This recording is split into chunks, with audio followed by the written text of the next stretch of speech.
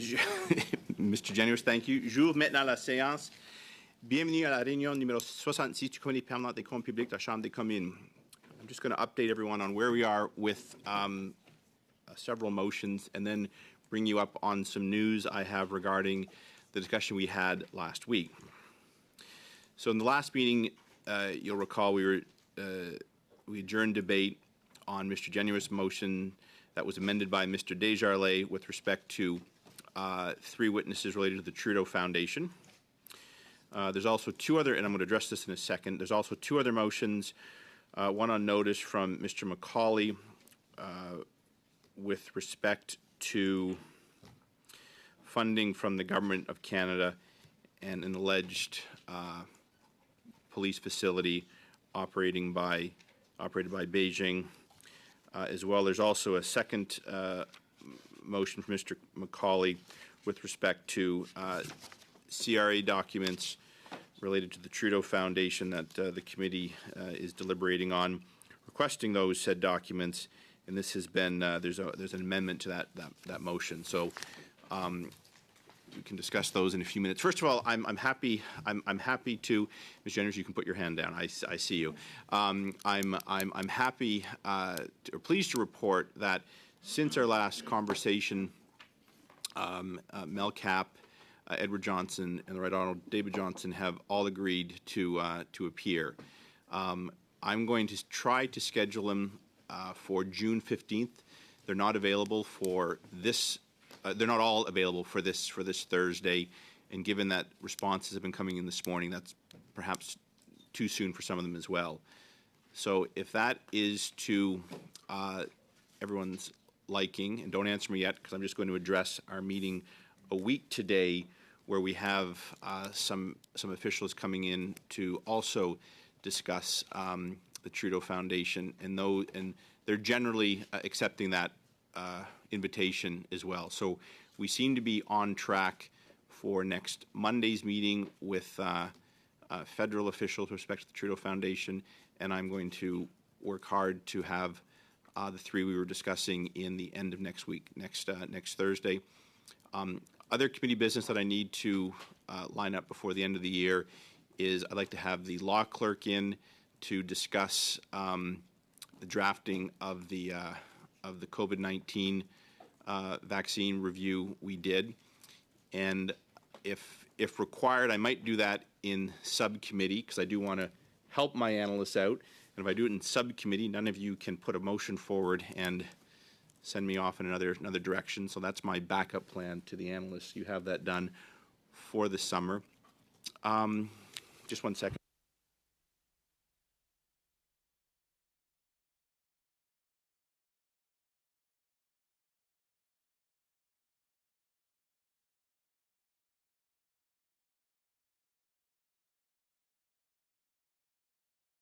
So that's I think the only item that the analysts require.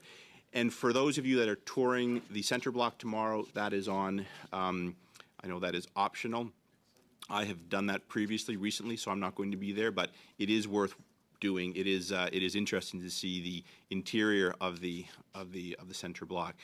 So that is my update, Mr. Generous. You have the floor, please. Thank you, Chair. In light of the situation of witnesses, I'd like to move that we resume consideration of Mr. Macaulay's motion on requests for documents from the CRA in relation to the study of the Trudeau Foundation.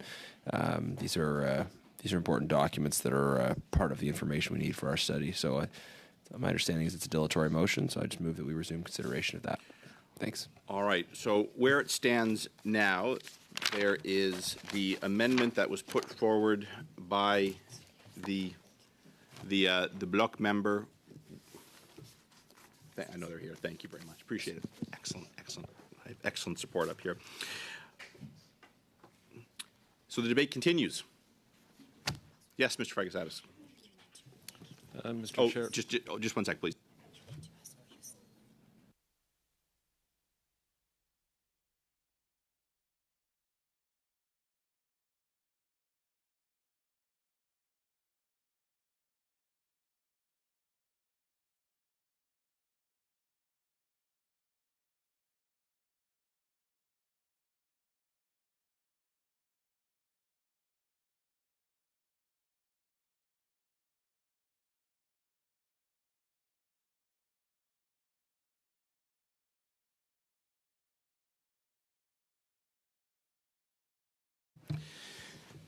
So, by the books, do I have agreement to resume the discussion around this this motion and amendment?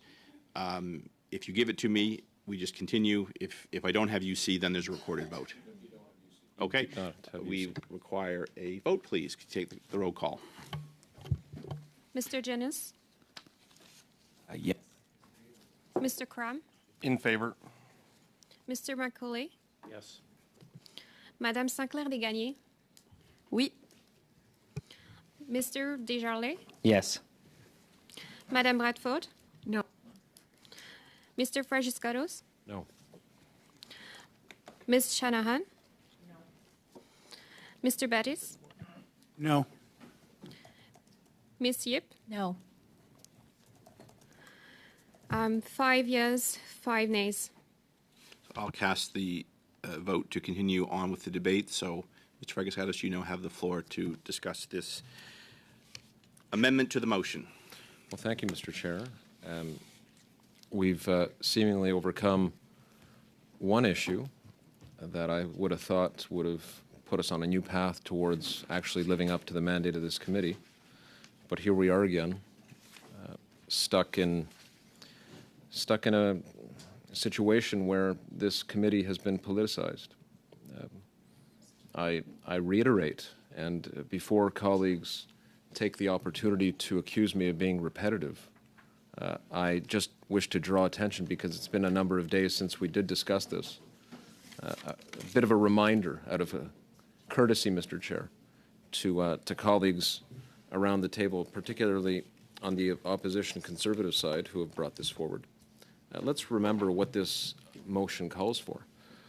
Ultimately, the CRA would be asked to provide documents from one charity organization that, if one is familiar at all with the privacy provisions of the Income Tax Act, would, in fact, put public servants in a very difficult, if not impossible, position, because they would be asked to break the law. That's not a small point, Mr. Chair. I repeat, they would be asked to break the law. Point of order, Chair. I don't. Go ahead. Yeah, my point of order is not about the falsity of his statements. It's about the fact that he's repeating statements that he made previously. He's allowed to say things that aren't true, but he's not allowed to repeat those things. Thank you. Sure. So, Mr. Frager, that is, in fact, a point of order. I'll let you proceed, but you do need to either raise new issues and certainly speak to the amendment as well. Well, it's a courtesy, Mr. Chair, a reminder. Now, our colleague across the way might be the only one who stays up late at night and reads the blues of this committee. But the point being that it's been a few days that have passed since we last discussed this issue, and I don't think it's out of place for me to remind colleagues what's at stake. But let me make a new point, which is that I don't know, Mr. Chair, and perhaps we could have the clerk look into this. Perhaps we could have the analysts look into this. If this committee has ever put forward such a motion, if there is ever any precedent that exists that has seen us ask any agency, in this case we're talking about the Canada Revenue Agency, to provide documents about a single, it would be bad enough if it was a number of organizations, but it's a single organization that has been the subject of much discussion and debate, and I would say politicization, among other places, in the House of Commons and in our political landscape. If this committee has ever asked an agency of government to break the privacy provisions of the Income Tax Act, to in effect ask public servants to break the law, I don't know that's been asked for before, Mr. Chair. It is well outside, we know this now. It is well outside of the mandate of this committee. I see a need to look in to whether or not a precedent exists for us to go in that direction. I don't believe there is any precedent, but perhaps we could have that assessed. The implications of this are very real, I used the phrase in the last meeting, a poisoned chalice. This does poison our debates and discussions and analysis of very real issues. How is this committee to be taken seriously? And this is another point. This is a new point. How are we to be taken seriously as a committee?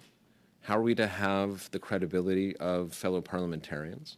How are we to have the credibility of the wider public, most importantly, if we are seen as giving way to some sort of effort that is little better than a kangaroo court? This is what you find in emerging democracies at best, where corruption is the name of the game, where politics defines what is put on the table for study, not actual facts. I'm inclined to also mention, Mr. Chair, and you were there because you helped chair the meeting last year. This is the summer meeting of the various committees of public accounts across Canada. Mr. Chair, I wonder what those colleagues would think of what we're doing right now. There's a lot at stake in terms of our reputation. We should be looking at very important issues, issues that relate to this committee. I can think of a situation, and I wonder if I know my friends in the Conservative Party will not want to delve in and address the finer points of climate change. But I do know that our colleague in the Bloc, Ms. Sinclair Desgagnés, and Mr. Desjardins are champions of efforts to take a serious look at climate change. This committee has the ability to do that. We could ask the Auditor General to study the long-term impacts of climate change in terms of the approach that's been taken federally, provincially, territorially, understanding where that's come, let's say, since 2006. I'm prepared to put forward a motion in that direction, where we would look at all the lost years of what's happened across the country, not just federally, with a view to better understanding what can be done from a public accounts perspective to address the issue of emissions. I think that this committee, rather, would have some very serious things to say on that, looking at what other jurisdictions have done as far as the whole issue of emissions, where the Auditor General identifies further things that can be assessed as part of that. Again, if we're going to really keep a focus here, it should be the main focus.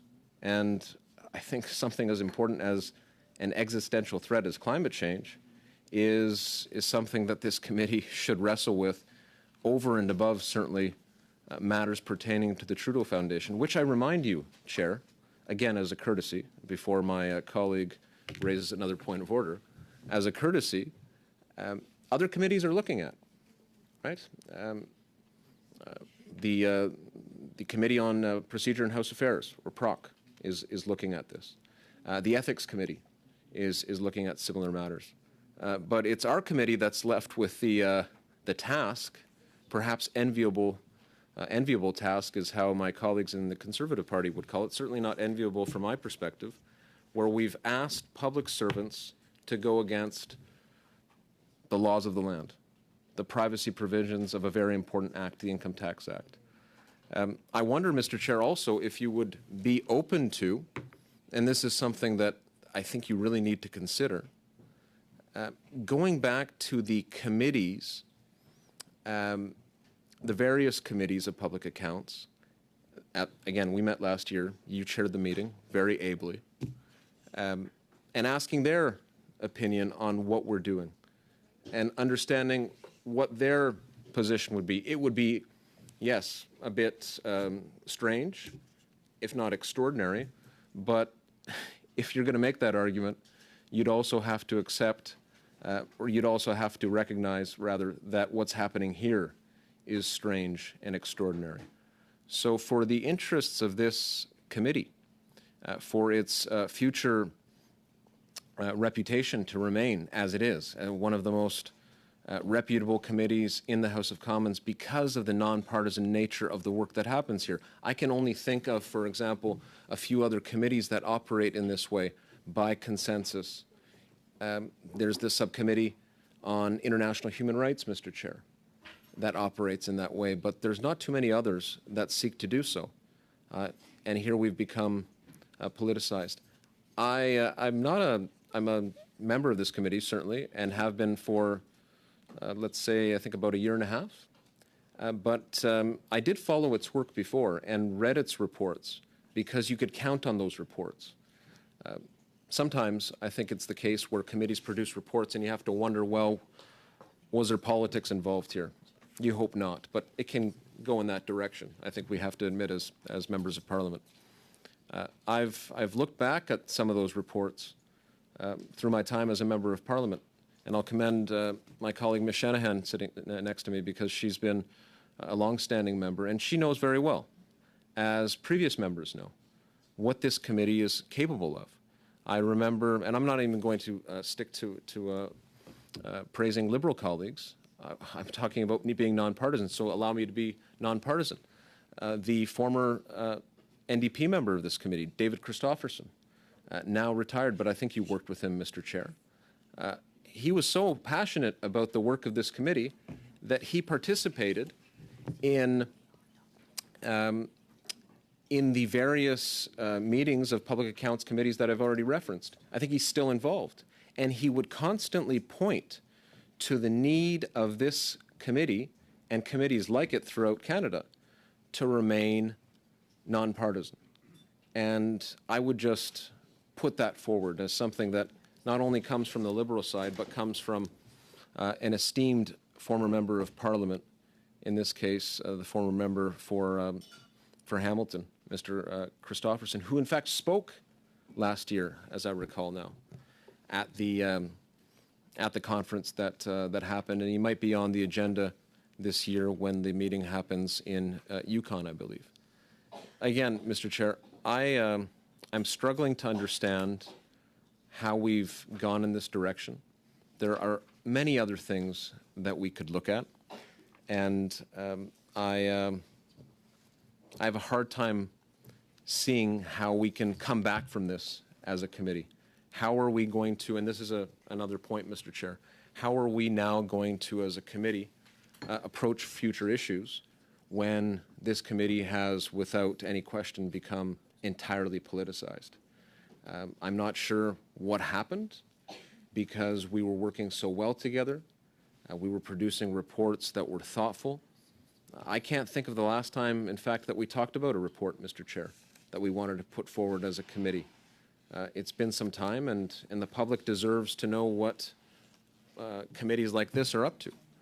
Hard to see how we can really hold our heads up when we've devolved in this way.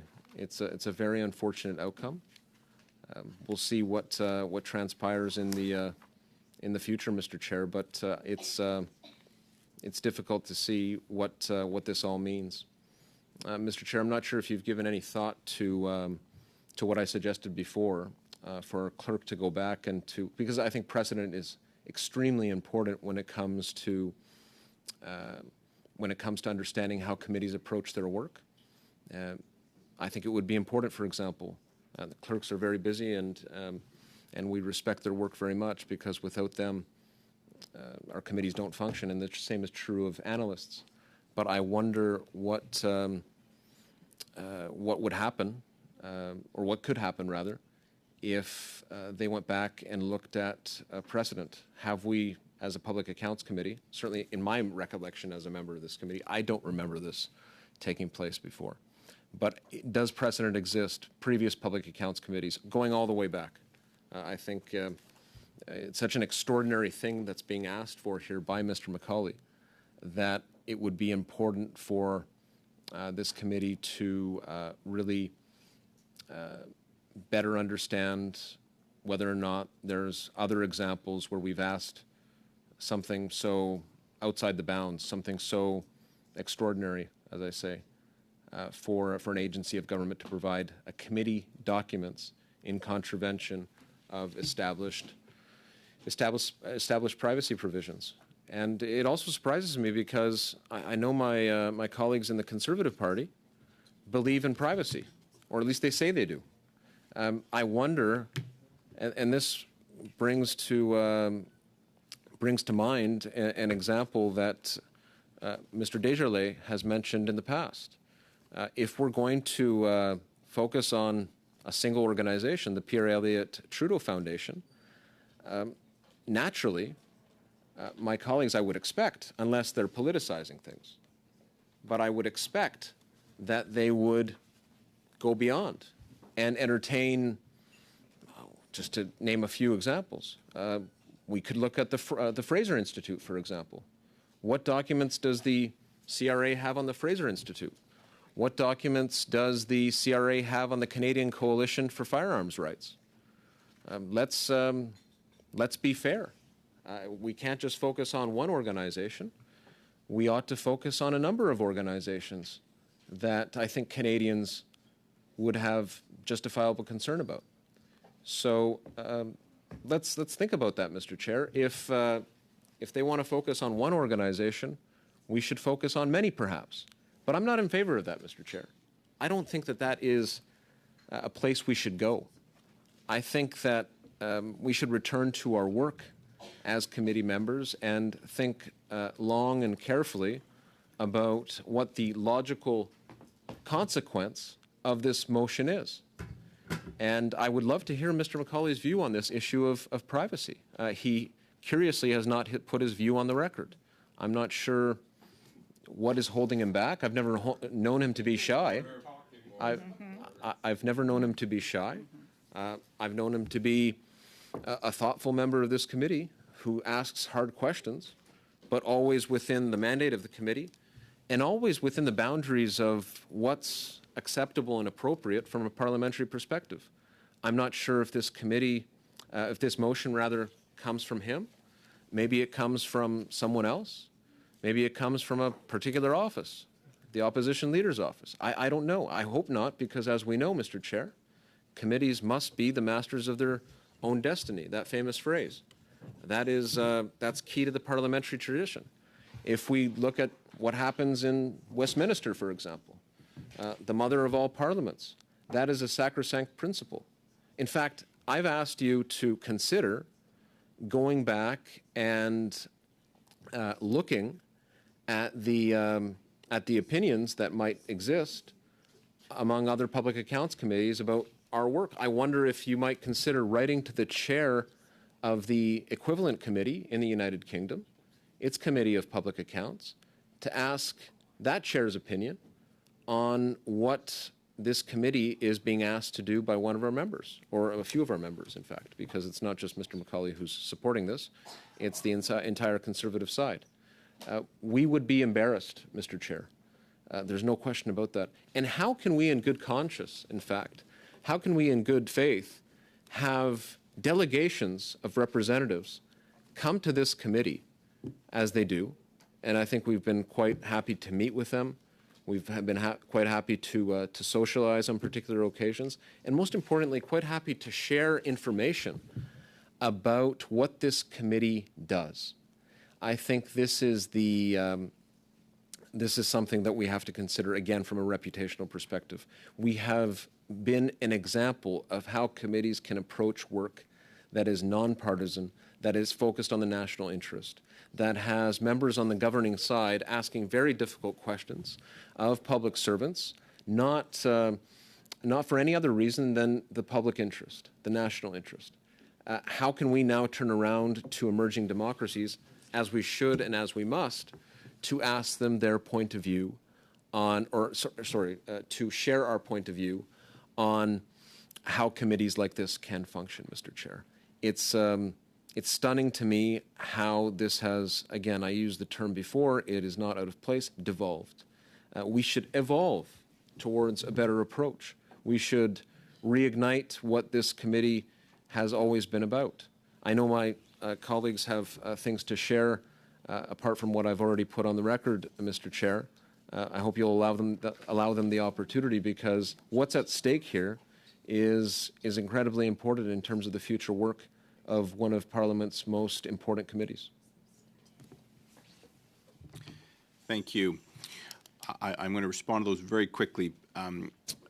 First, just because the debate seems to revisit some of the votes that were taken, the decision to study this topic was unanimous. So I will remind members that when they're nearing casting aspersions on the direction of this committee, that vote was unanimous. I can understand you being opposed to this, but I do want to highlight that. Next, I appreciate the advice, Mr. Fragaskatos, but your office is free to use the Library of Parliament resources. What you're asking would not just be limited to public accounts. It would be, I think, you'd have to review all committees. And I've done this. When I first joined this committee as chairman, I was informed it did not seek invite ministers, so I went and checked. I walked over myself to Library of Parliament and asked them to go back 20, 30 years and let me know if witnesses had appeared that were ministers, and discovered they had. So you're free to avail yourself of those resources as well, Mr. Fragaskatos, and come back. But I'll leave it at that. I don't want to be part of the debate, but you posed a direct question to me, and I will send your office or yourself to the library to find out that information. They have great services for all parliamentarians. Ms. Shanahan, you have the floor.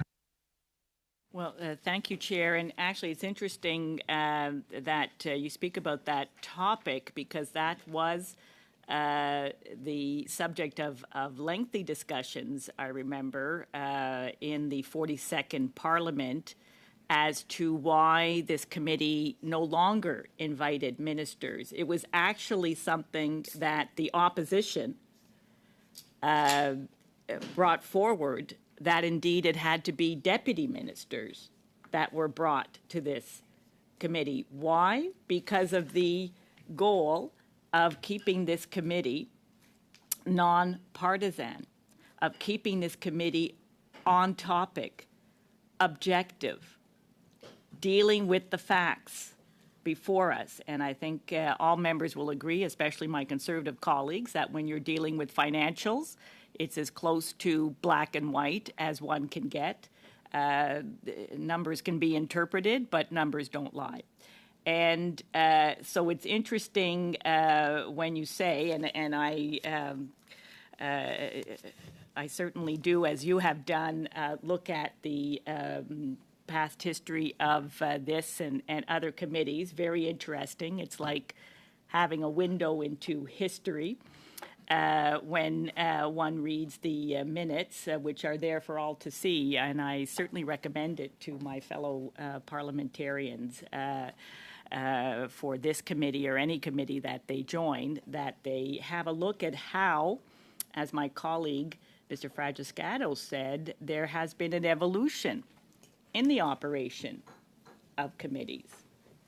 And with very good reason. Again, always with measured debate and input from all parties as to how a committee could better perform its function and complete its mandate.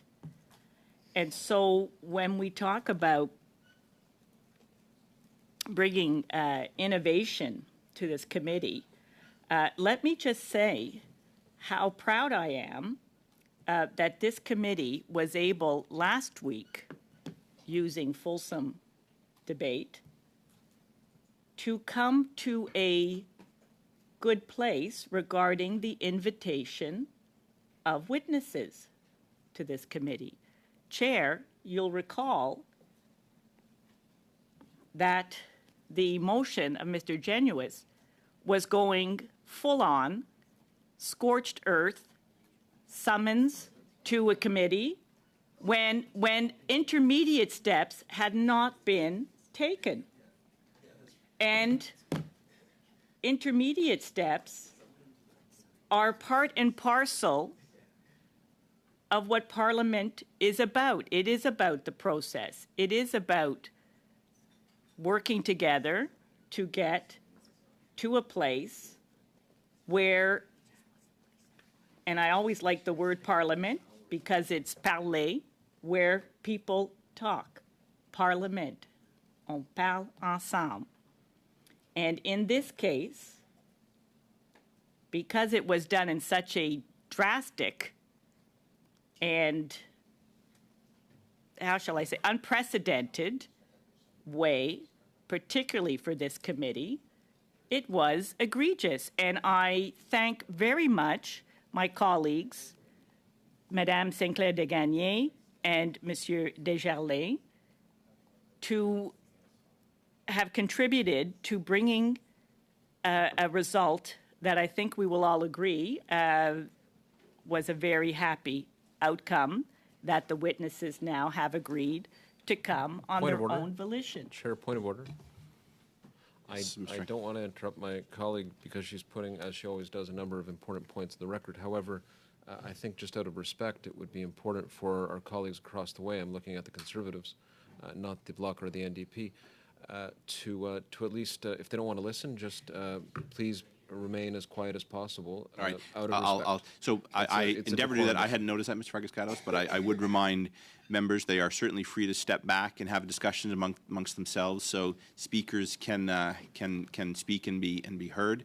That is a valid concern. I was trying to police that. I wasn't aware of that round, but I had previously called for order. So, Ms.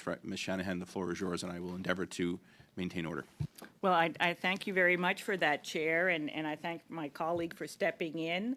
I do credit having grown up with 8 brothers and sisters to the fact that I am used to a lot of chatter around the dinner table, but it was always done with respect, let me say, Chair, and that is something that we all learned from our parents.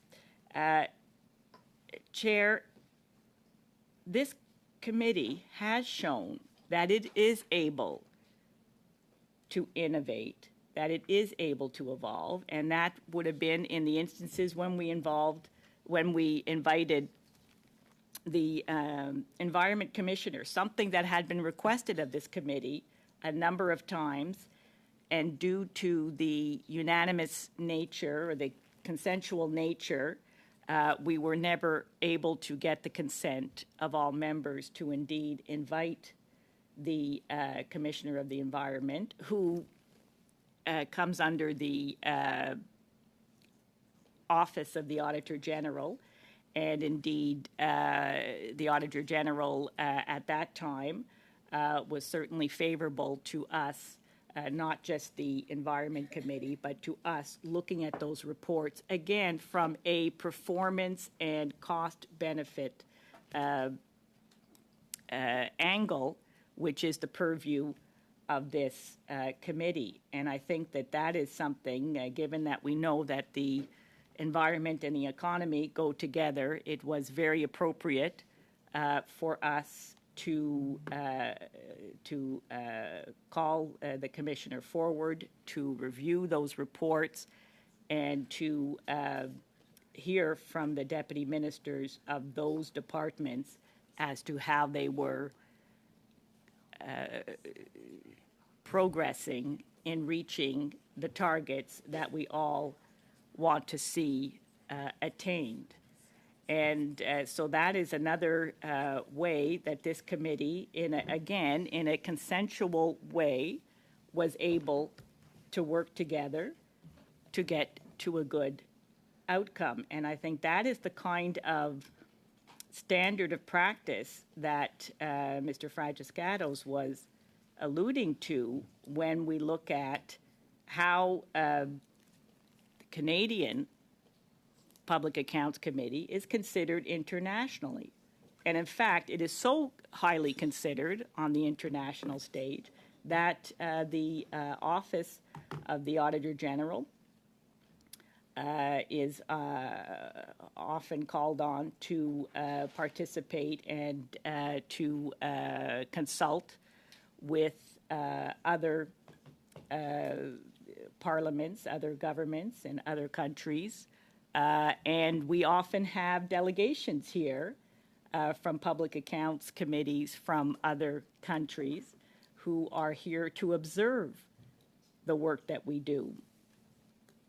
And Chair, I'm very proud of the fact that we can serve as that kind of model, because we know that in some countries it's the parliamentary and democratic processes that we take for granted are not only are they still evolving, but also the integrity of institutional processes. The fact that you need to separate the political from the partisan, from the institutional aspects of government. And each one does have its role.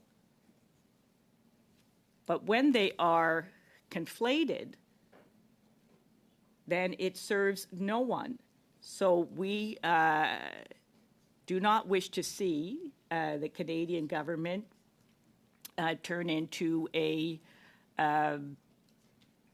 bureaucracy that it's strictly bureaucrats that are running the country. That is why we elect people who run on a platform, who propose different ideas, and as we all know, the party that brings in the most MPs then forms the executive end of the government, and then they can bring forward the policies that they proposed, or indeed policies, and I have seen this already, and I think it's quite a healthy process, but very often what seems like a good idea at one point, well, when the environment changes, and I'm talking about not just the physical environment, but also it could be the economic environment or socio-political or geopolitical environment changes, then policies must be brought forward. And again, that is rightly the purview of the party that is in power, but done with input from all the other parties, because of course legislation must be proposed and votes must be taken, so everyone knows exactly where everyone stands. And then in the event of an election, it's very clear what the electors then have the chance to make a decision as to whether they like what the current government is doing or if they do not. And yet, as we have seen during an election period, the government must still continue to function. And that is the institutional side of the government. So that is our public servants. Our public servants who are bound not only by their professional ethics, by their training, by their education, but also by law, that they must conduct their duties in such a way that is compliant with the law of the land. And that includes keeping certain documents, certain pieces of information confidential, because that is the only way that we can assure that their work will not become politicized in such a way that it serves partisan purpose. Not to mention the other harms that can transpire from the divulging of private information on an individual, which could be harm to them, to their business, to their financial situation, to their person, depending on the agency in question. We know that this legislation protects us all from the abuse of any institutional arm or agency. And we saw an example of that when the Auditor General was asked by members of this committee to divulge information about the contracts that she and her officials saw that were signed with the pharmaceutical companies. And she herself made it very clear that that was not something that she could do. And that was made very clear that she and her officials, it's in the Auditor General's Act, which is another text that I certainly recommend everyone involved in this committee to read, because it makes it very clear that the Auditor General, on one hand, has the duty, ability, one might call it the privilege, but it's part of her professional work to see any and all documents that are required in the performance of her work. But on the other hand, she and her officials, under pain of criminal prosecution, cannot divulge that information, not even in an in-camera setting, because that is not sufficient for the purpose of the legislation.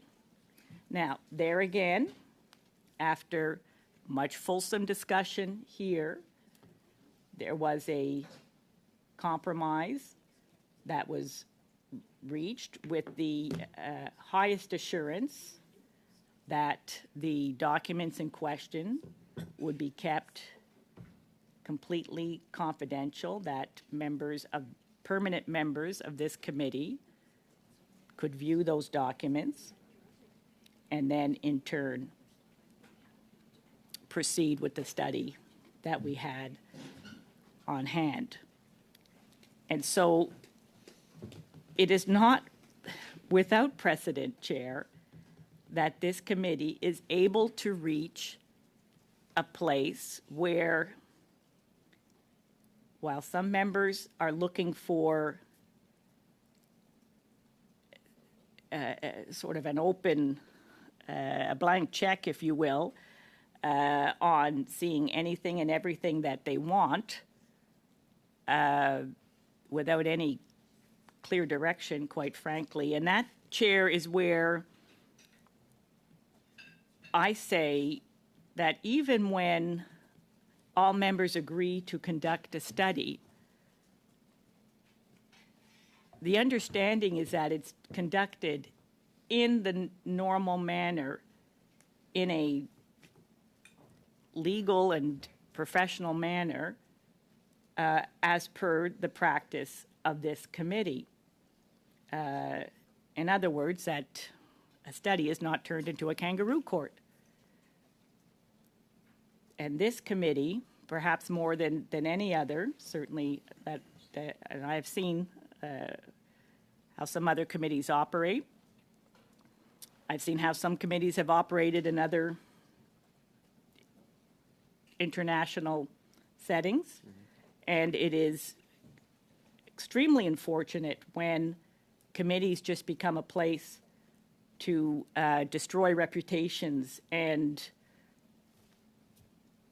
hurl accusations behind the veil of privilege. And ordinary Canadians would not like to go the way, and I'm thinking of American committees that we've seen. I remember during the height of one crises, the American Security and Intelligence Committee, just every member walking out and blah, blah, blah, whatever they had just heard under confidential, in a confidential audience. And it was very distressing to see that. And so that this committee, when we agree to do a study, and I think that members, even those that are not too enthusiastic about, for example, us studying a report from the Commissioner of the Environment, would not appreciate if we then became a whole-scale Environment Committee, because that would not be the appropriate use of this committee's time. And I know that that was a concern that members had in the 42nd and briefly in the 43rd Parliament before we had to move on to other matters when the pandemic hit. But it is certainly something that I personally would respectfully bear in mind, that I would never want to see this committee, even if there's a majority of members that wish to conduct a certain study or to go about it in a certain way, that that would be done without any consideration whatsoever for the concerns and the objections of the other committee members. We lose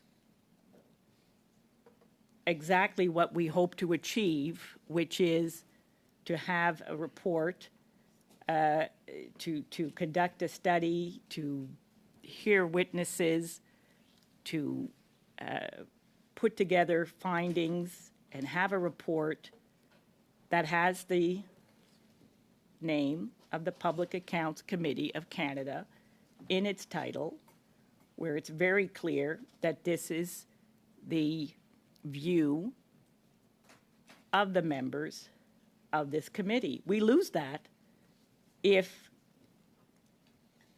members ride roughshod over the wishes of other members. And so I am adamant, as I have seen it work in this committee, that there be a way to work toward a common understanding of how we conduct ourselves, how we continue in the review of documents, and that it would always be with respect to the law, which I think would be the very minimum that any parliamentary committee would subject itself to, that it would not ask members of the public service to break the law. That, Chair, is a bridge too far. That is not acceptable whatsoever, and it's where I feel, and I know that others on this side, and I hope that other members are thinking about this as well, could have consequences, intended and unintended, for years and parliaments to come. I've already witnessed some committees that kind of turn into a circus. It's no secret. We tune in on the television and we see a public display that, quite frankly, does not behoove our parliament. But there you have it. If public accounts of all the committees were to fall in that direction, I would find it extremely disturbing, because we have been able to get the answers that we're looking for. So when we had a member here, and I'm thinking of Mr. Desjardins' rightful insistence and persistence that we have a Minister of the Crown here to explain continual delays and failures to meet not just stated goals, but also to just meet basic services for Indigenous peoples, then that is something that we supported. Because indeed, that is when, if the institutional arm on a repeated basis is not able to meet its mandate, and this is where, Chair, I don't go nuclear right away. We have the meetings, and we've had successive reports. We had the Auditor General, both the late Mr. Ferguson and Ms. Hogan, speak to this issue. And indeed, rightfully so, Mr. Desjardins brought this forward. So we've had the minister once, perhaps twice already, and we hope to see the minister again. It is something that on this side, we are certainly more than willing to support. It is really, it becomes part of our job. It is what we need to be doing, because we're talking again about the performance of a department. But we never want to let go of having the deputy ministers come, because apparently at one time that Point of order, was- Chair. Yes, Mr. Genuis. This obviously has nothing to do with the motion we're talking about, and it hasn't for some time. Thank you. Well, Mr. Genuis, it is, I think, you know what's going on here as well as I do, but the member has the floor. I will. Point of order. Point of order, Chair.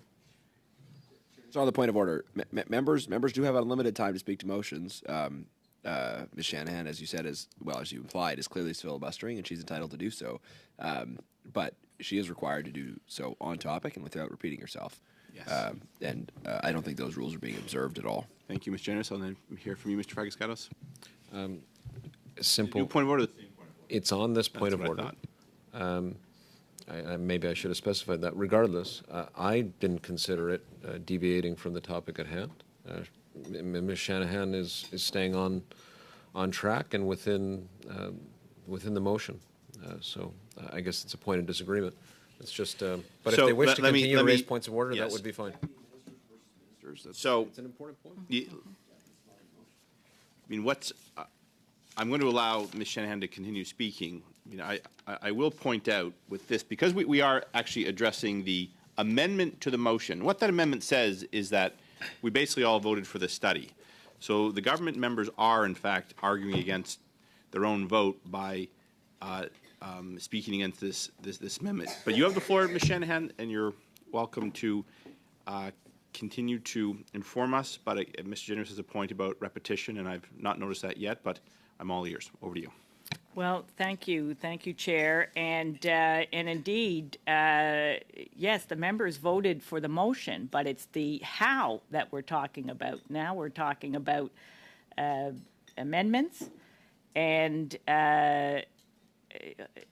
we are very concerned that it's the very prescriptive nature of some of the amendments and motions that we are seeing coming forward, and how they will, I will say, not only hurt the study that we have agreed to do, but in fact jeopardize its very utility to the Canadian people, because it would be rightfully, and this is the risk that apparently other members are willing to take, be seen as just a partisan hack job. And I would like to remind members that we did hear from CRA officials. It was a very interesting meeting, and members certainly availed themselves of the ability not only to ask very detailed questions to the CRA officials, but to request those replies in writing. And I thank, indeed, the clerk for forwarding the replies that we received. And I find it very pertinent that in those replies we have the answers that we are looking for. I mean, I think they were given verbally, but it's always clearer when you have a document in black and white. And there was one question by Mr. Lawrence concerning what would be the penalty if a charity willfully put the incorrect name on a donation receipt. And there was some discussion about what the penalty was, and the official at the time said that she would come back with the answer. And you know, and what's interesting about the answer is that apparently it's not necessary to identify donors, that you can have an anonymous donor. It only becomes an issue if the donor is asking for a tax receipt for deduction purposes. And that makes sense because it is the, for the Canada Revenue Agency, it is the Tax Act that is their primary concern, that indeed charities are not issuing donations to an incorrect name, who would then claim the charitable donation credit when in fact the gift did not come from that entity. And so it's when there is an incident, when they identify it during an audit. Again, I like the incremental process that they take because, you know, maybe it was a mistake. Maybe it was human error. Maybe it was lack of education. As we know, charities very often have volunteers working for them. Not everyone is an expert in this area. And so they give the charity a chance to correct its non-compliance with an education letter. And if it's not corrected, then they will move to a compliance agreement, which is something that's a principle of justice that we have in this country, that people are given a chance to do better and to comply. So we have seen that before, where even members of parliament make errors in the conducting of various activities, but they will be spoken to and advised, and in some cases given, and they sign a compliance agreement saying that they will do better. Of course, in the event of someone willfully then doing the same or failing to correct their error, then there are penalties. And in this case, the CRA responded that the issuing of a receipt to a wrong name could be assessed at a penalty equal to 125% of the eligible amount. And so in this way, we have the assurance that the CRA has tools that when they are made aware, and I'm going to get to the section where I know many members were interested to hear, you know, just how does the CRA, how do they decide who they're going to investigate? And we want to make sure that they investigate X, Y, and Z.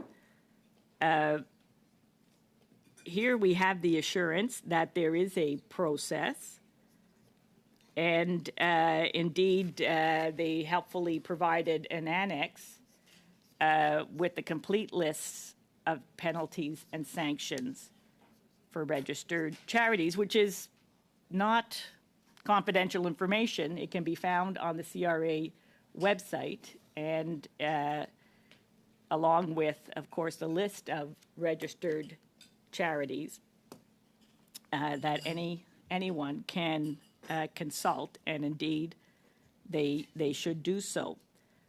And of course, the ultimate, well, I think it could probably go further to charges, but certainly their registration would be withdrawn in that case. There were other answers to questions that members had posed, and if there are, and I did want to say, now the disbursement quota is something that not everyone is familiar with. But indeed, if charities do not disperse funds in according to their mandate to the minimum that is prescribed by the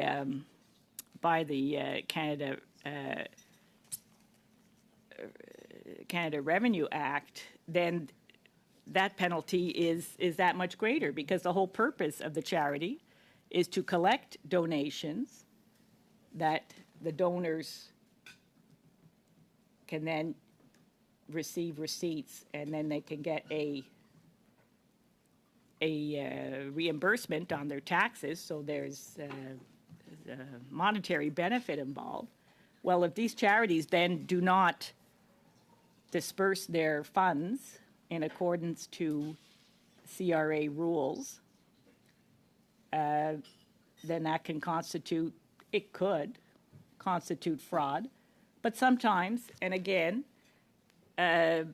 sometimes it's a charity that's just the people that are operating it are not experts in the area. They don't understand the rules. So the CRA will work with the charity. But indeed, they will revoke the registration of charities, and they have, because it was Madame St. Clair de Gagné who asked for example and further explanation on that. And the CRA responded that indeed since 2006-7, 25 charities have been revoked. The registration for 25 charities have been revoked for reasons that included a DQ shortfall. So again, this is information that they were happy to provide to the committee members here. And they do give examples, which I won't repeat here, because personally, I don't see the benefit of naming and shaming when there could be any kind of reason. Sometimes it's the death of the founder of the charity. I've sat on boards before, and there's always it's a lot of work, and it's something that I would hesitate to say that anyone starts a charity with the intention of defrauding the Canadian taxpayer. That's usually not the purpose, but things can happen, and we can be assured that the CRA is attentive to those matters. Now, what I did want to get to was the question regarding the number of leads, and that was Mr. Desjardins, who, and I appreciate that question, because it's to give us an idea of what was the universe. Like, is it one, or is it, as it turned out, something in the area of 30,000? Did I read that correctly? that the LEADS program typically receives over 30,000 leads from the public on cases of alleged tax or benefit cheating each year.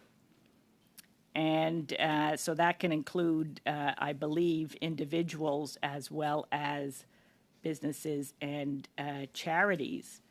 And so that is very interesting, because I know the classic is, of course, falling out between partners or spouses or whatever, and the first call apparently after the divorce lawyer is to the CRA. So,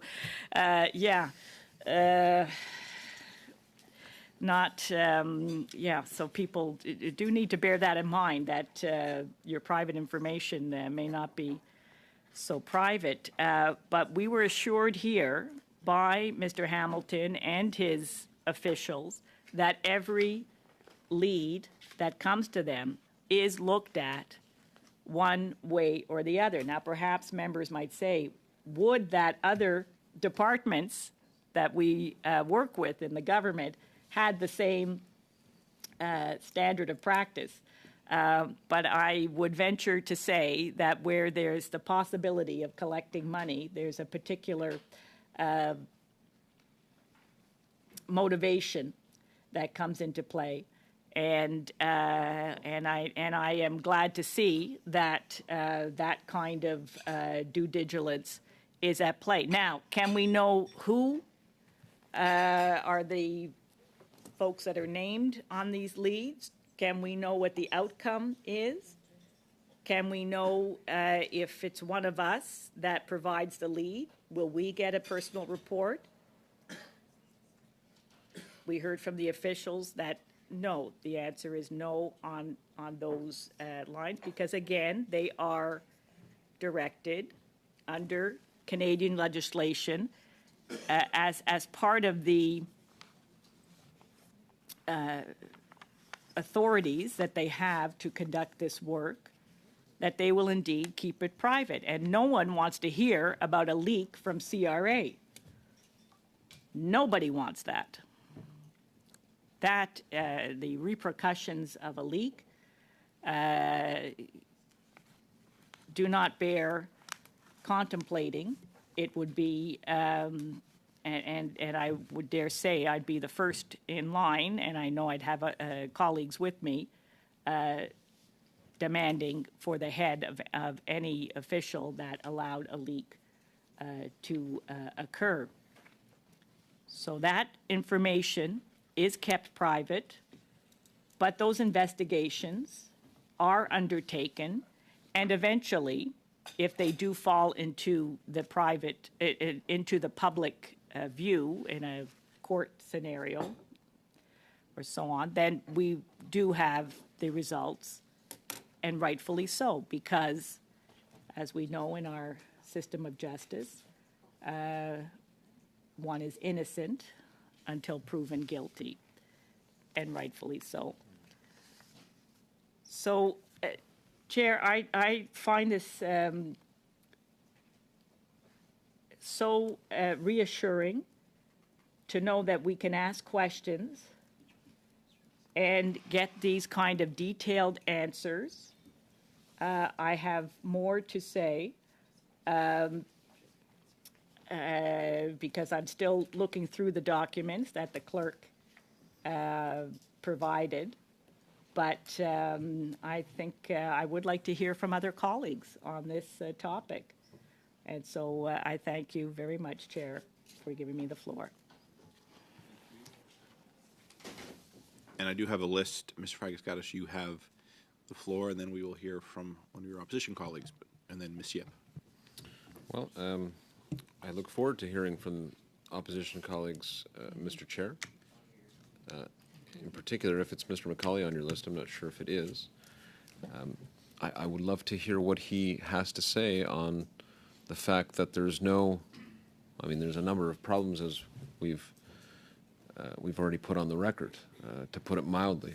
I continue to be polite because it's the Audit Committee of Parliament where we're supposed to be nonpartisan. So what does it say if I seek to agitate? I won't do that. Others might want to do that, but not me. So I wonder if Mr. Macaulay could address, when it is his turn to speak, that that glaring omission in his motion and the amendment as well about the lack of protections for public servants. There's no protections that are included here. If he's going to put forward an idea, a motion, an amendment, whatever it might be, ultimately it's an idea, that the CRA go down this path of submitting to this committee documents from a particular organization that would, without question, let's just be clear on this, there's no question about this, that this would contravene the privacy provisions of law, of the Income Tax Act in this case. Not to mention, actually, Mr. Chair, I'll get to this point, but now as I speak, I realize that there could be other contraventions of privacy that are included here. In invoking, as he has, his motion and his amendment, I wonder what other privacy protections of organizations, of Canadians, the Conservatives have thrown into question. But I see nothing. I see no protection mentioned at all, no thought given to that. You know, I hate to say it, Mr. Chair, because as I said, I'm trying to be collegial, but it takes me back to things that have been said about the Conservatives, this particular iteration of Conservatives, that they don't have respect for public servants. If they did, if they had respect for public servants, there would have been an inclusion, at least a sentence, in terms of protecting public servants who would reveal this information. It's not there. I don't see it. None of us see it. So it's hard to take seriously the idea that there's respect being given to public servants on the side of Conservatives who have made that point in this debate and in other places. It's just not here. So I think we need more information on that particular point, Mr. Chair. How can we ask public servants to go down the path of, not in effect, just directly here, be very blunt. They're being asked to break the law. I can't believe I'm saying this at a public committee, at a public accounts committee certainly, but at a parliamentary committee, I should say. When I was elected in 2015, I never thought that we would see a committee go in this direction. Some of the best work you can do on Parliament Hill, Mr. Chair, and you and I have shared these conversations because we've sat on another committee before and worked well together. Some of the best work that one can do at a committee level, at a parliamentary level rather, is at committee. Here we're talking about suggesting to public servants, ordering public servants, they reveal documents that would have them break the law. Is this really, this is what we're debating? This is what we were elected to do? This is not, it's not right. It's not in keeping with the obligations of parliamentarians. It goes completely against any notion of fairness in a modern democracy. As you know, Mr. Chair, there are very important branches of Parliament. There is the executive, there's the legislature. But within that, of course, is the public service, or the bureaucrats, to use the term that my Conservative friends are so inclined to use. If we're going to be serious about our obligations as parliamentarians, we have to pay attention to the needs, interests, and concerns pertaining to parliamentary obligation. And that means recognizing that in no way should any parliamentary committee or any parliamentarian ever ask public servants to break the law. It's stunning. It represents a low point in this committee's history. There's no question about that. But it represents a low point in terms of what I've seen in almost 8 years of having the honor of serving the people of London North Centre. So that's the first point I wanted to raise. And related to it, I wonder, again, I'm waiting for Mr. Macaulay to put his opinion on the record. But before we get there, I do want to make a few more points. I wonder if we can look into this, Mr. Chair. If we've ever had a committee that has asked public servants to do something so egregious without asking for protections at the very least. Is there any precedent for that? I ask, you can maybe tell my tone, Mr. Chair. I'm not complete serious, but, you know, if we're going to be serious about debating this overall motion and the amendment, then perhaps it makes sense to go down this path. And I think we'll find that no committee worth its salt has ever asked that of public servants. But to offer no protections is something that is, I think, as I said, a real low point. Ms. Shanahan said a number of interesting things that I want to build on because, and not repeat, Mr. Chair, not repeat, but to build on.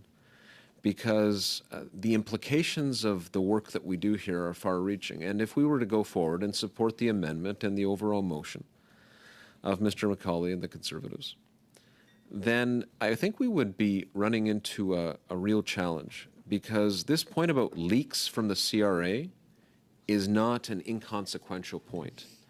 So the implications of that, what does that mean? Well, there's implications for charities. If charities are looking at the overall picture and wanting to exist in a context of fairness, you need Order, Chair. Just 1 second, Mr. Fragaskatis. Yes. I appreciate we have wide latitude when discussing, when filibustering. There's no mention at all or any risk on leaks from the CRA. I'd ask you to bring the member back to the issue at hand. Thank you, Mr. McCauley. I'm kind of curious to hear where this is going, Mr. Fragaskatis. Sure. The point relates to the substance of the overall idea that Mr. McCauley has put forward, including the amendment. If we go ahead and support the amendment, it means, in effect, that we support the motion. And that is just out of bounds, as Ms. Shanahan has said. If we have our tax agency, right? If we have our tax agency seen as leaking documents, which in effect this goes in that direction, it wouldn't be a leak officially, but in effect that's what you have when you have public servants being asked to submit to this committee the private documents of an organization. Then it calls into question what that tax agency ultimately represents. And whether it's a leak in the classic definition or not, the effect is the same. So what matters to me is outcome. And here it would be Let me that. just tell you, I'll meet you halfway, Mr. Fragaskatos. If you will, I'll let you continue this line, but if you could not refer to producing documents to Parliament as a leak. I take the point. I was wondering where you went, and I think you just need to be respectful of the rights that Parliament has to seek documents. And there's nothing nefarious or underhanded about that. So your line of reasoning, I think, is there's an argument there, but I'd just ask you to be a little more judicious in your words. All I'm saying is the effect would be the same. Whether one wishes to call it a leak, which I won't in this case, I'll indulge you on that point, that one point. But when we have an organization or any organization, looking at this and saying, do we have fairness in our tax system? I think they can say yes. They might have issues with the Canada Revenue Agency. That's fine. That's democracy. Many Canadians have the ability to raise concerns about the CRA. There's an appeals process, so on and so forth. But it starts from the very basic understanding that tax agency is fair, is not going to, for example, divulge information on a whim, on a request by a parliamentary committee for political purposes. Where is it going? And it's ultimately going towards creating such an environment of mistrust that organizations, whether it's charities or businesses, the Conservatives style themselves as the party of, or at least they used to, the party of businesses, of the free market, of entrepreneurship. Well, business needs, almost by definition, a level playing field.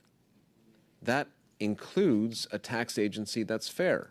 If a tax agency is asked, in this case by a parliamentary committee, to reveal the information of a particular organization, here we're talking about charities, it could just as well be a business.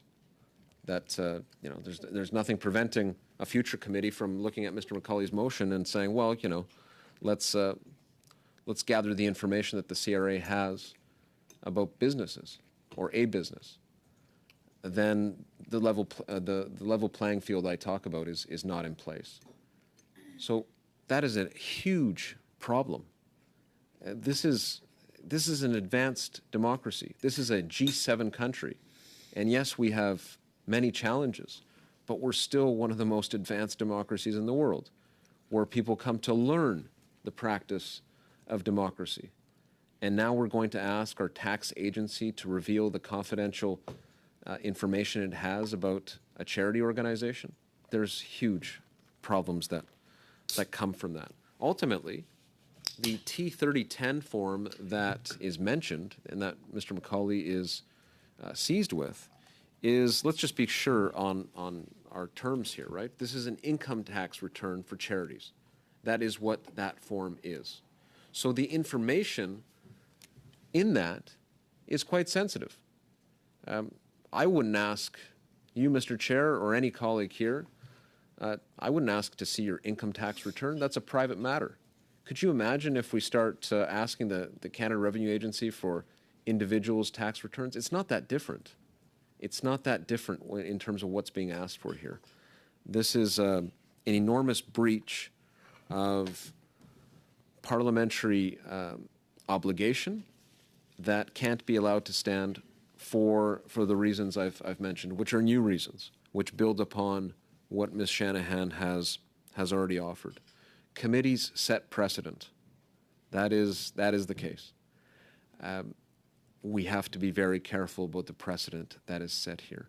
What will the business community think when it becomes clear, as it already is becoming clear, that it's the Conservatives that are trying to obtain particular documents that are protected under privacy provisions?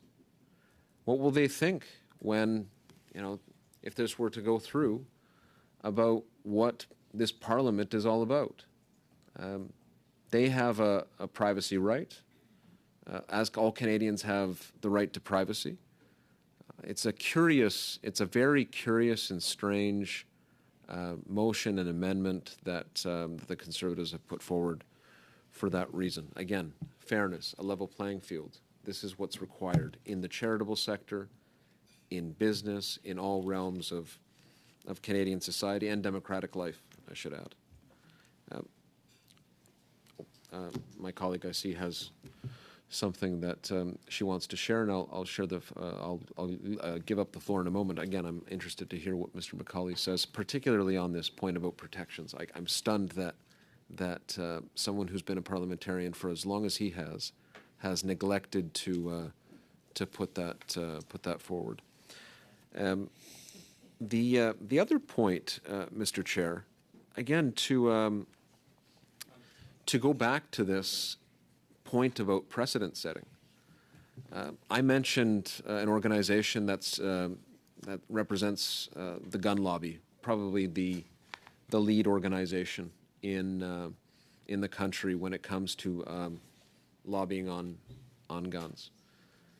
If the Conservatives want to go down this path, it opens up the floor entirely. And I'd love to hear what Mr. Desjardins would have to say on this.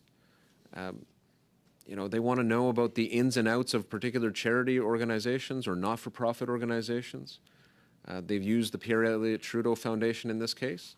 They must understand that this does open the path for any member of this committee to put forward a motion to obtain information from any organization relating to the gun lobby or other organizations that are seen to be close to the Conservative Party and actually are close to the Conservative Party. I'm not sure that they've thought this through. There is a domino effect to what they're actually trying to pursue with respect to the Pierre Elliott Trudeau Foundation. I'm not saying that this is the direction the committee should go, Mr. Chair. Again, I put forward an idea. I don't know if I've had colleagues consider it across the way. I know the Conservatives won't, as I said, but colleagues in the Bloc, colleagues in the NDP, I'm ready to put forward a motion that would have us get back to what this committee is all about, to delve in and understand things like climate change. Or we could look at other things. Poverty, for example, and what the Auditor General says about where things are at as far as poverty is concerned in Canada. I do note, Mr. Chair, and it is relevant to the conversation because I'm going to mention the Auditor General. I would love to know what the Auditor General would have to say on the plight and position of children living in poverty in the modern day. I know that we've seen substantial declines in child poverty. This is something that the Auditor General could look at, the overall landscape, not just in terms of federal policy, but provincial and municipal policy as they relate to as those policies relate to what we do on the federal side. That would be a much more serious and substantive approach to take with respect to what this committee is all about. Instead, we're putting forward a motion that, if taken to, and I used the phrase before, its logical conclusion, would have us examine, and the Conservatives are opening a huge can of worms here for themselves. It's stunning. The ins and outs of the gun lobby. To what extent? Let's look at their income tax return. Let's look at that T3010 form, for example. Is that something that the Canadian Coalition for Firearms Rights is interested in divulging? I would think not, Mr. Chair. Let's better understand, for example, their political activities. If they want to politicize this committee, naturally, by definition, they want to politicize the analysis of charity organizations. They're trying to do so with the Pierre Elliott Trudeau Foundation. Again, take that to its logical conclusion. What are the political activities of that particular organization, the Canadian Coalition for Firearms Rights, or other gun lobby organizations, vis-a-vis the Conservative Party? Have they been involved in helping to craft the overall public safety policy of the Conservatives in respect to guns? We don't know that. Is there anything in CRA documents that would show particular relationships of that kind? Perhaps there are. Is there anything in terms of foreign funding to be concerned about? The National Rifle Association, for example. Are they involved in helping to fund particular gun lobby organizations? I won't only focus on one. There's a few that we could put forward in terms of a motion, and I think we would have opposition support for that. Because while there are differences between the Bloc and the NDP and the Liberals, many differences, one thing that, and we saw this recently with Bill C-21 and other examples, there is much more in common that the Bloc and the NDP and the Liberals hold on things like gun policy and responsible gun ownership. The Conservatives are going down a path where this can of worms is a very real one for themselves. Mr. Fragasati has the floor. Over to you, sir.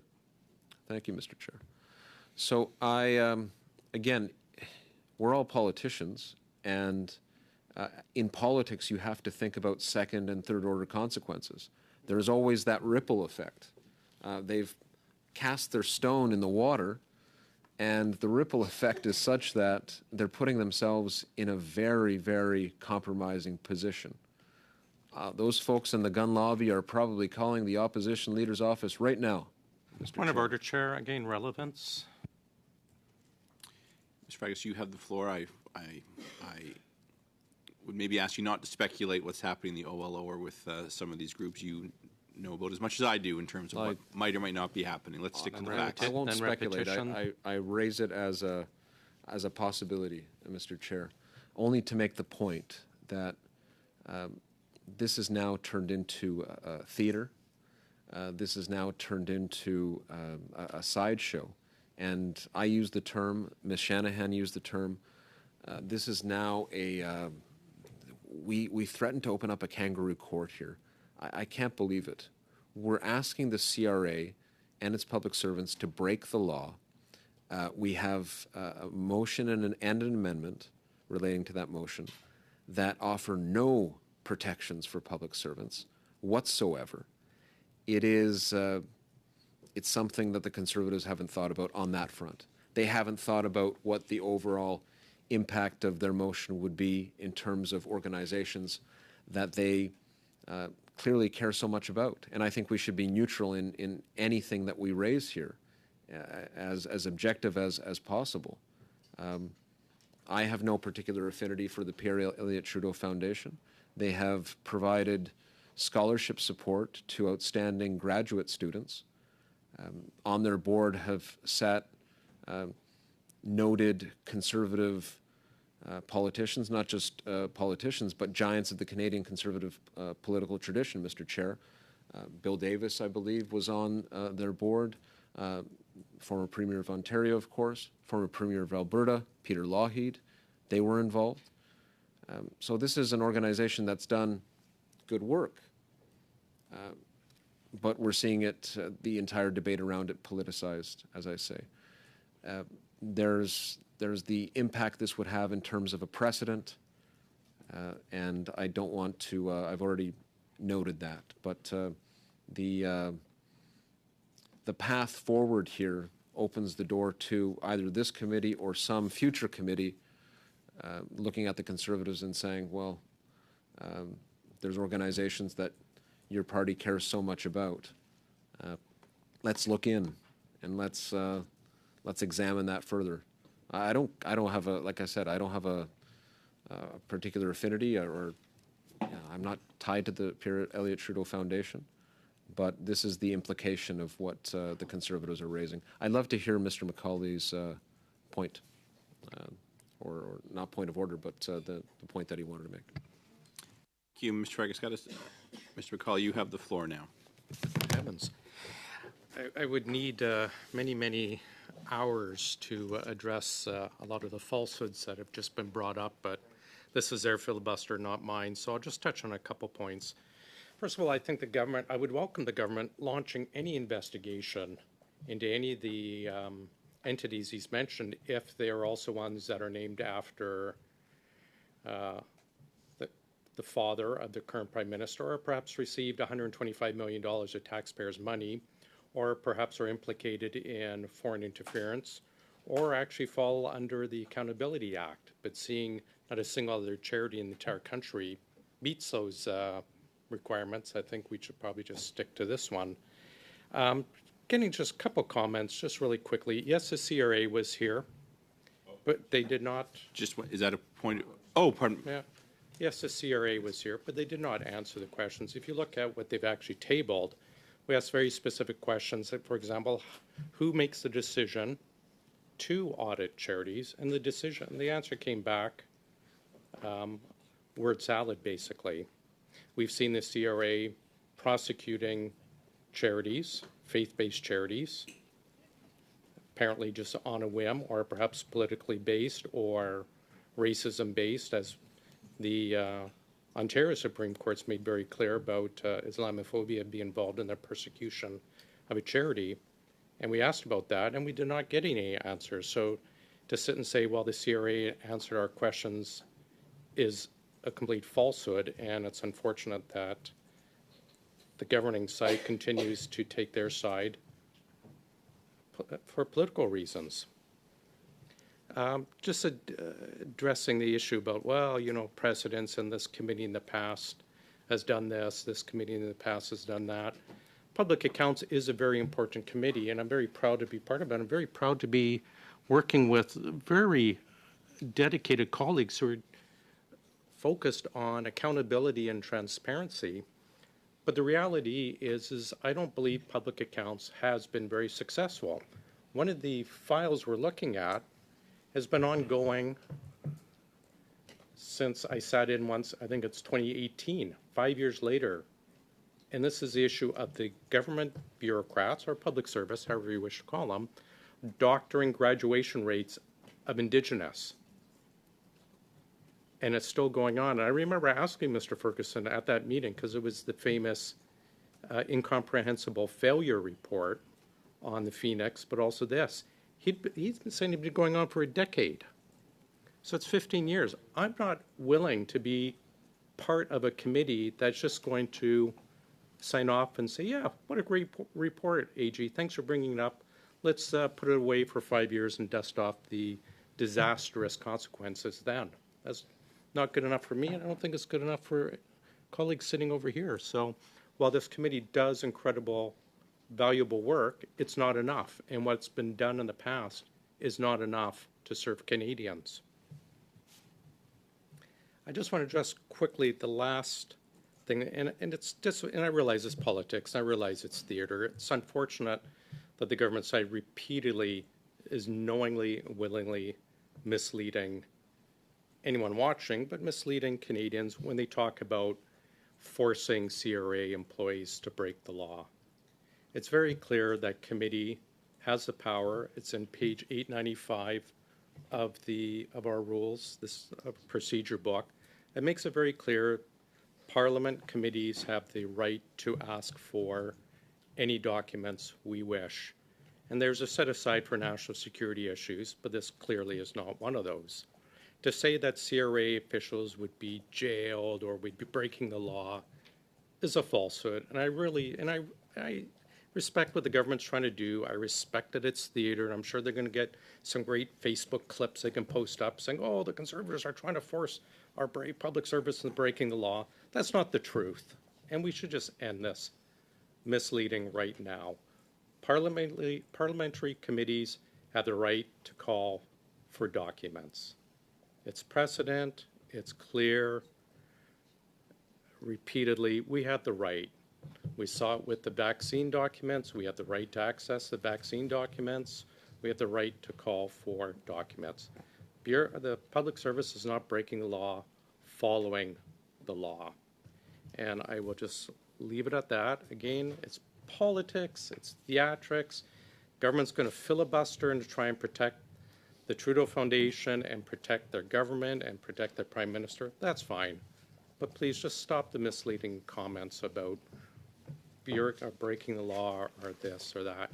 And again, if they wish to put through motions about investigating one charity or that charity, they're welcome to. That is their business, and that is their right as members of Parliament. But again, I would ask them to find a single other charity that has received $125 million of taxpayers' money, that has been involved, that has received illegal donations linked to the Beijing, the Communist Chinese government, the PRC, or another one that has been accused of being involved in influencing the Prime Minister, bought influencing of the Prime Minister. And I'll leave it at that. Thanks, Chair. Thank you. Ms. Yip, you have the floor. And I see Ms. Bradford.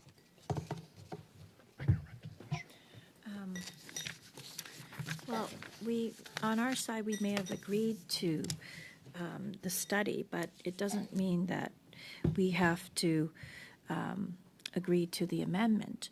And the motion that is to be amended by adding the words, all documents related to any audit, the following, and as requested by the committee in its report number 27, asking the CRA to investigate the Pierre Trudeau Foundation. It's really concerning to me, as it's been mentioned by a number of my colleagues here, about how it doesn't protect CRA officials, doesn't protect individuals. All documents related to the audit and by the committee, that's a lot.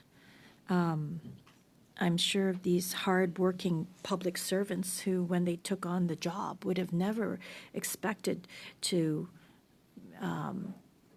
anticipate to be asked to have to break the law. And then there are the other concerns of other charities who accept donations. This amendment targets a specific charity and its donors, and do we really want to open this line of examination? I think we're going down a rocky path there. There are many other charities which could be examined, and also with that, many other donors.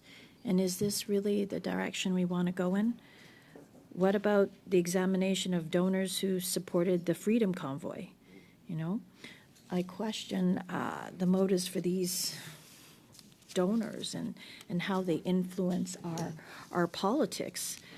We all remember that time. It was quite something, hearing from the various news sources how so many donations came from the U.S. And certainly the dollar amounts donated by Canadians was quite a lot too. And I'm sure that they would not also want their names revealed. So this would lead us to open doors to all sorts of organizations that Mr. Fragiskatis has already mentioned, like the gun organizations. So I just feel that we really have to think about this amendment and what it represents. Thank you. Thank you, Ms. Ship. Ms. Yip. Ms. Shanahan, you have the floor again. Merci beaucoup, Monsieur le Président, et je suis... Thank you very much, Chair. And I'm pleased to carry on with my reflections on this amendment, which is, in fact, an amendment which refers to a prior report where we have asked the CRA to investigate.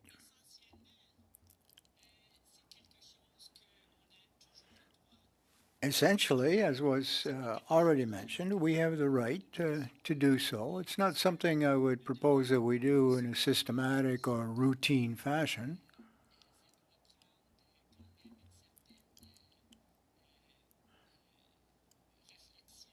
It takes quite a bit of consideration and reflection before we take such a measure. I think it goes without being said that our committee has an important role to play, and there are serious consequences to such a request. But following ample discussion and questions, which members around the committee table here have concerns as to a charitable organization which has in fact received a significant capital contribution from the Government of Canada, which was agreed to by all political parties in Parliament. I wasn't physically present at the time, but it's not something that was on my radar at the time.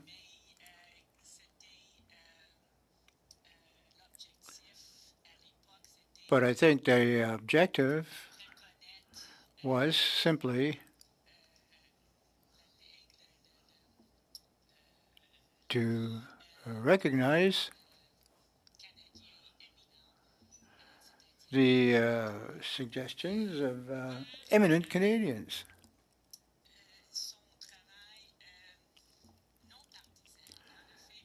By Pierre Elliott Trudeau and his non-partisan actions. Mr. Trudeau came into politics at a rather later age in life, not like some others who may have worked their way up the administration as employees and ended up being here for decades in Parliament.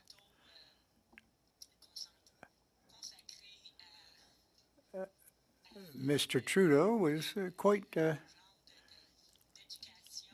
devoted to a certain comprehensive education.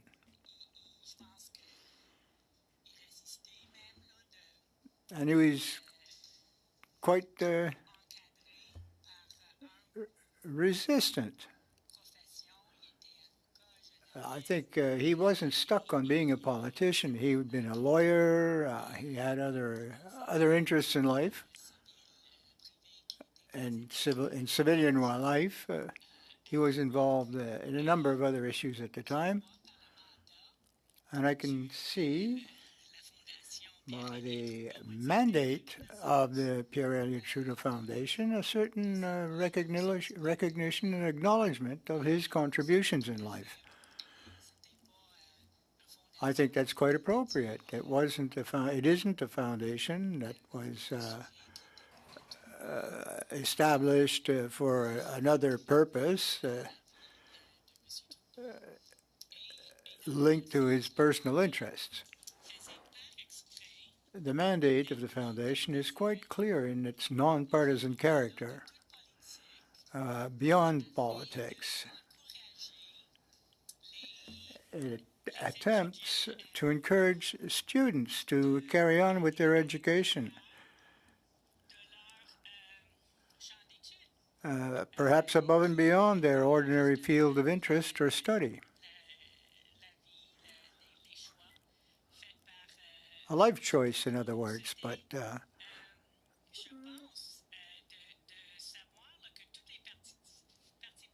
all political parties, I believe, I'm trying to think of who was present at the time, but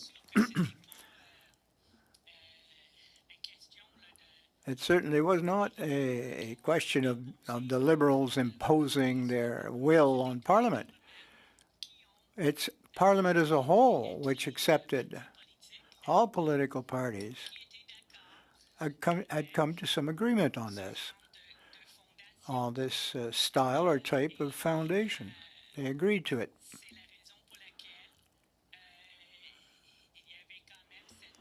And that's why we created this piece of legislation, a very unique foundation.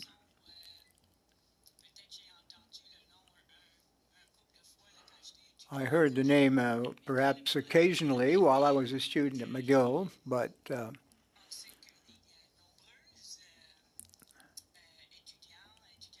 many students benefited from the bursaries and grants that were offered by this foundation.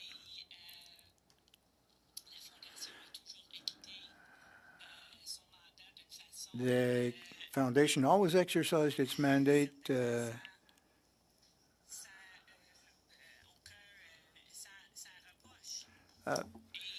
an irreproachable manner.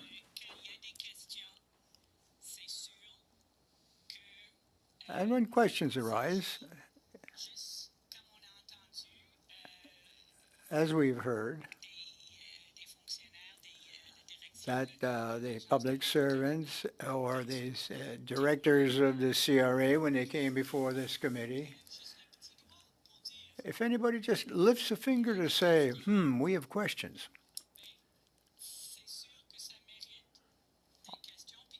obviously those questions were reasonable and responsible because it's a creature of Parliament.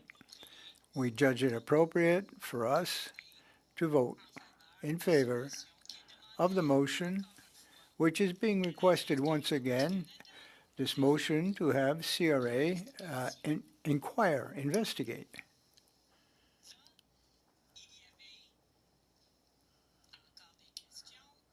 There remain some questions from various colleagues and a desire to get some direct answers from the employees of Revenue Canada. And I believe that we will have opportunities to ask these questions directly.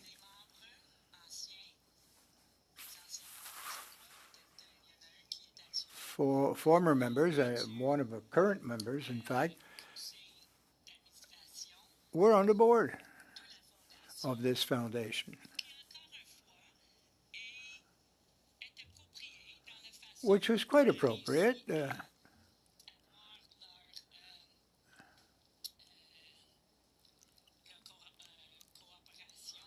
And they fully cooperated when required to appear before the committee. I'm sure that they, as well as we, are anxious to clarify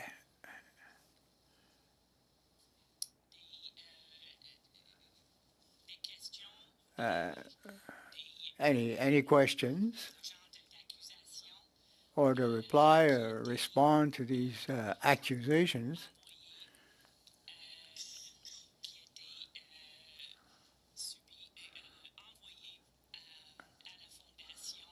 which are being brought against the foundation. We know full well that this was all done in public. So for anyone who has sat on a board of governance, it's not a full-time employment. It's something that's usually done as on a volunteer basis in order to serve the greater public. Directors on a board have responsibilities, of course.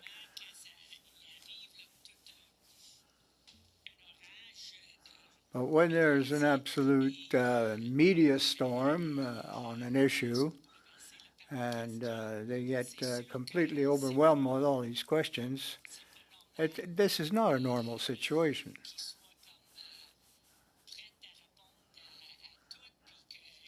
They're not necessarily in a position to answer all those questions.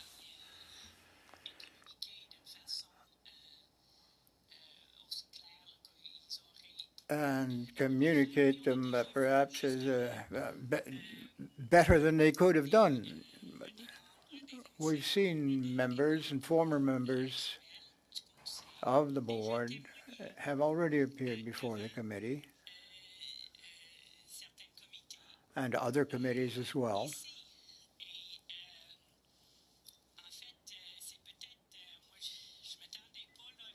I wasn't expecting that charitable receipts could be so fascinating an issue for everybody here.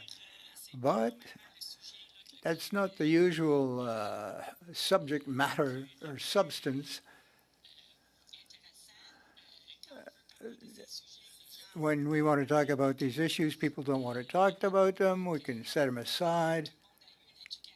But everybody's been informed. We've been enlightened, if you will. And we continue to get some of these surprises. However,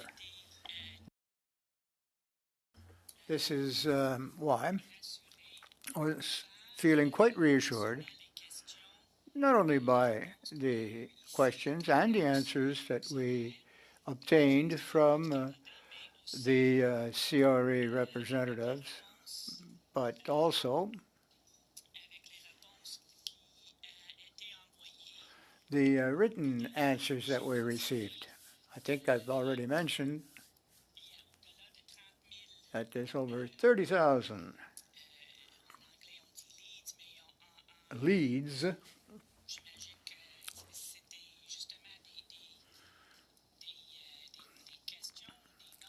but basically all these leads were names, if you will, if some based on suspicion that some malfeasance occurred, and they were, just flagging the issue. One of the board members was concerned that CRA knows who contributed how much, and particularly if it's an employee of an organization, would perhaps be facing reprisals.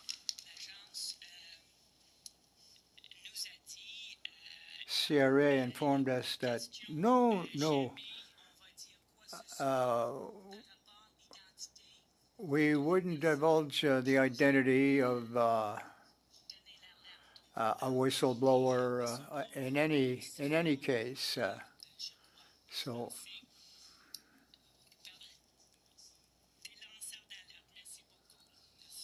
thank you. Thanks to my colleague for the appropriate language. And we can be reassured, we can rest reassured that individuals who have more information to share on an information, if they see that something is not improper is going on, are prepared to help the public at large by bringing it to the attention of the authorities at CRA.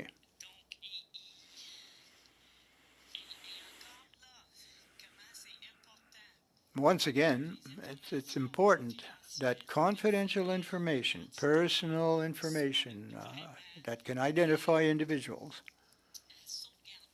be safeguarded, protected by the CRA. I imagine it's part of their organizational culture, so it should be of some reassurance to the public at large. I mean, we should trust them. Madam Yip also posed a question as to how much time it would take to conduct such an investigation. Because if someone blows a whistle or flags an issue, it's not necessarily going to get an immediate response. But for reasons of confidentiality and the protection of privacy, etc., I think it would be essential for these employees of Revenue Canada. It was perfectly legitimate for them to say that they can't provide that type of details. They gave us a number of variables and criteria. This situation goes back quite a ways, several years, and it will take more time.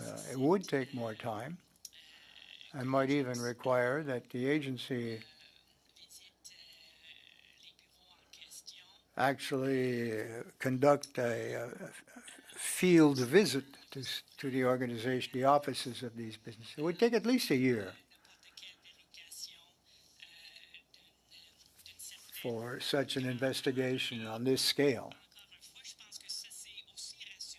And I think that too is in a sense reassuring, because we don't want to be like the Wild West and act on every accusation.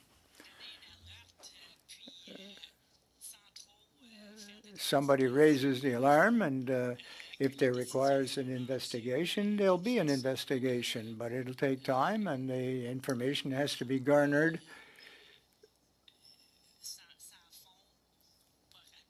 accurately. We have to take the time it takes to conduct such an investigation. If I might, I'd like to state that on my part, Mr. Chair, if we take a look at the detail of the information that we did receive, this should reassure the public that the work is being done adequately, properly, the way that the committee have asked for. When the CRA conducts an investigation, they'll do it following all the rules and practices. I'd like to adjourn the meeting. Well, I still have a speaker's list here, so I don't think I can cut to the vote. So I will. Any dissent? I'm going to adjourn the meeting. I hear none. I'm going to adjourn the meeting,